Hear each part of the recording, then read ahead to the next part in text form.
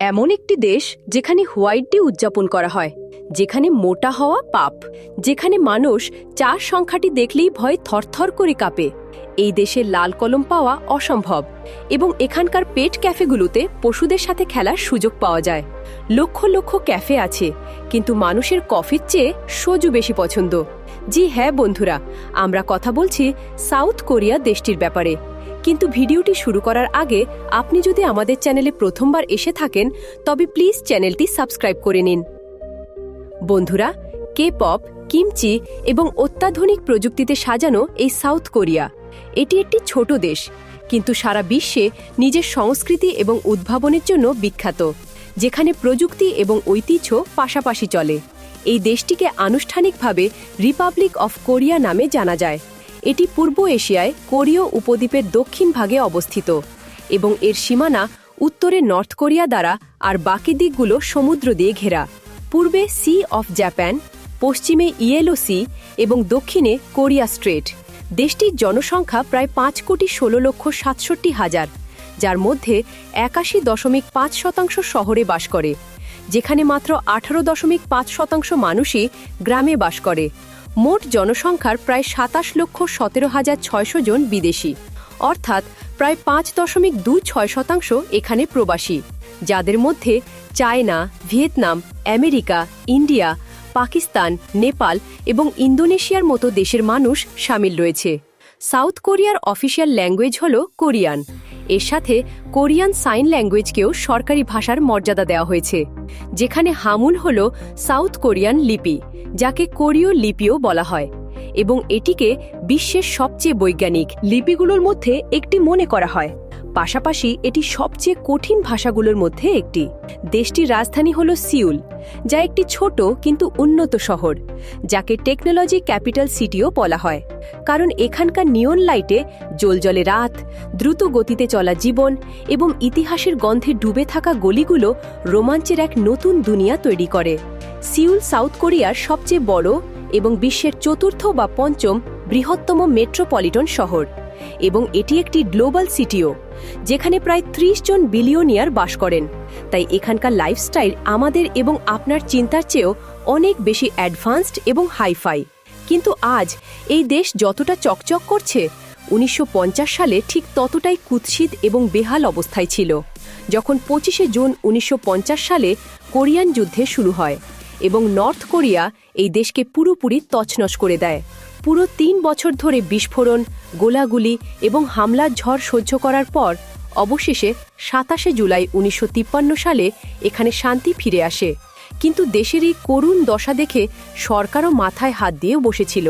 তবে কোরিয়ানদের বুদ্ধি, পরিশ্রম এবং নিজের দেশের প্রতি আত্মত্যাগের ভাবনা কাজে আসে, এবং মাত্র কয়েক দশকের মধ্যেই এটি বিশ্বের টপ ইকোনমিগুলোর তালিকায় জায়গা করে নেয়, যেখানে গুরুত্বপূর্ণ ভূমিকা পালন করেছে এখানকার টেকনোলজি। স্যামসাং ইলেকট্রনিক্স এবং এসকে হাইনিক্স সেমিকন্ডাক্টর ও মাইক্রোচিপ ইন্ডাস্ট্রির বাদশা হয়ে ওঠে। আজও সাউথ কোরিয়া তাইওয়ানের পর বিশ্বের দ্বিতীয় বৃহত্তম সেমিকন্ডাক্টর এক্সপোর্টার দেশ। পাশাপাশি এই দেশ মোবাইল ইন্ডাস্ট্রিতেও প্রচুর নাম এবং টাকা কামিয়েছে। আপনি একটু নোকিয়ার কথাই মনে করুন, যা দশকের পর দশক ধরে মোবাইল ইন্ডাস্ট্রিতে রাজত্ব করেছে। এরপর স্যামসাং রাজত্ব করেছে, যা আজও অত্যন্ত টপ লেভেলের একটি কোম্পানি। স্যামসাং একটি সাউথ কোরিয়ান কোম্পানি এবং নোকিয়াও একে বড় বুস্ট দিয়েছে। এছাড়াও এখানে কিয়া মোটরস, হুন্ডাই মোটরস, এলজি এবং পস্কোর মতো বড় বড় কোম্পানি রয়েছে। এটা তো কিছুই না, 2012 সালে তো এই দেশ এমন এক কারনামা করে দেখায়, যার কারণে এটি টেকনোলজির বাপ হয়ে ওঠে। যেখানে বাকি দুনিয়া ড্রোন এবং স্মার্টফোনের পেছনে ছুটছিল, সেখানে সাউথ কোরিয়া জেলে বন্দীদের নিরাপত্তার জন্য রোবট গার্ডস মোতায়েন করে দেয়, যার মধ্যে ক্যামেরা, মোশন সেন্সর এবং AI based behaviour detection system লাগানো ছিল। আপনার শুনে অদ্ভুত লাগতে পারে, কিন্তু সাউথ কোরিয়ায় ব্লাড গ্রুপ জিজ্ঞাসা করাটা খুবই সাধারণ ব্যাপার, কারণ এখানে মানুষের পরিচয় তার ব্লাড গ্রুপ দিয়েই হয়। কে ভালো আর কে খারাপ, এর জন্য প্রায়ই মানুষ ব্লাড গ্রুপ জিজ্ঞেস করে। এই দেশে একই পদবীর মানুষরা নিজেদের মধ্যে বিয়ে করতে পারে না। এটা কোনো আইন নয়, বরং মানুষের চিন্তাধারা। কোরিয়ানরা মনে করে যে একই পদবীতে বিয়ে করলে তাদের রক্ত দূষিত হয়ে যাবে। এখানে বয়স নিয়েও এক আলাদা অঙ্ক চলে। যখন বাচ্চা জন্মায় তখন তার বয়স 1 দিন নয়, বরং 1 বছর ধরা হয়, কারণ তারা মনে করে যে বাচ্চা ইতিমধ্যে তার মায়ের গর্ভে 9 মাস কাটিয়ে এসেছে। যাই হোক, কথাটা তো ঠিকই। বন্ধুরা, এই দেশের সৌন্দর্যের মানে হলো ফিট এবং ফর্সা হওয়া। এখানে মোটা হওয়া কোনো অপরাধের চেয়ে কম নয়। যদি কারোর পেট বেরিয়ে থাকে, তবে পথচলতি মানুষও তাকে অলস, কুঁড়ে এবং নানা ধরনের কথা শুনিয়ে যায়, আর আপনি কিছুই করতে পারবেন না। কিন্তু স্থূলতা নিয়ে এই চিন্তাধারাই এই দেশকে সবচেয়ে স্লিম মানুষদের ঘর বানিয়ে তোলে। এখানে আপনি এক স্লিম এবং সুন্দরী মেয়ে দেখতে পাবেন। এরা ফর্সা এবং পারফেক্ট স্কিনের জন্য এতটাই অবসেসড থাকে। স্কিন হোয়াইটেনিং থেকে শুরু করে নাক, চোখ, গাল, আইব্রো এবং দরকার পড়লে সব কিছুর সার্জারি করিয়ে চেহারাকে পারফেক্ট শেপে গড়ে নেয়। তাই সাউথ কোরিয়াকে প্লাস্টিক সার্জারির ক্যাপিটালও বলা হয়, কারণ এখানে মুখে প্লাস্টিক লাগানো যেন একটা ফ্যাশন হয়ে দাঁড়িয়েছে। যেখানে অন্য দেশে বাচ্চারা যখন গ্র্যাজুয়েশনের জন্য যায়, তখন তাদের বাইক, ল্যাপটপ, মোবাইল এবং অন্যান্য দরকারি জিনিস দেওয়া হয়, সেখানে সাউথ কোরিয়াতে বাবা মায়েরা গ্র্যাজুয়েশন গিফট হিসেবে কসমেটিক সার্জারি করিয়ে দেয়, মানে প্লাস্টিকের চেহারা গিফট করে। আর আপনি জানেন কি, এখানে মেয়েদের চেয়ে ছেলেরাই নিজেদের সৌন্দর্য নিয়ে বেশি পজিটিভ হয়, আর লাখ লাখ টাকা কসমেটিক প্রোডাক্টসের ওপর উড়িয়ে দেয়। এই দেশ টেকনোলজির পাশাপাশি পড়াশোনাতেও প্রথম সারিতে। 98.8% লিটারেসি রেটের সাথে সাউথ কোরিয়া মোস্ট লিটারেট কান্ট্রিগুলোর মধ্যে অন্যতম। আর এখানকার কোরিয়ান ইউনিভার্সিটি, ইয়নসে ইউনিভার্সিটি, কিয়ংহি ইউনিভার্সিটি এবং Pohang university of science and technology world famous শিক্ষা প্রতিষ্ঠান। তবে এত শিক্ষিত হওয়া সত্ত্বেও কোরিয়ানদের চিন্তাভাবনা খুবই অদ্ভুত।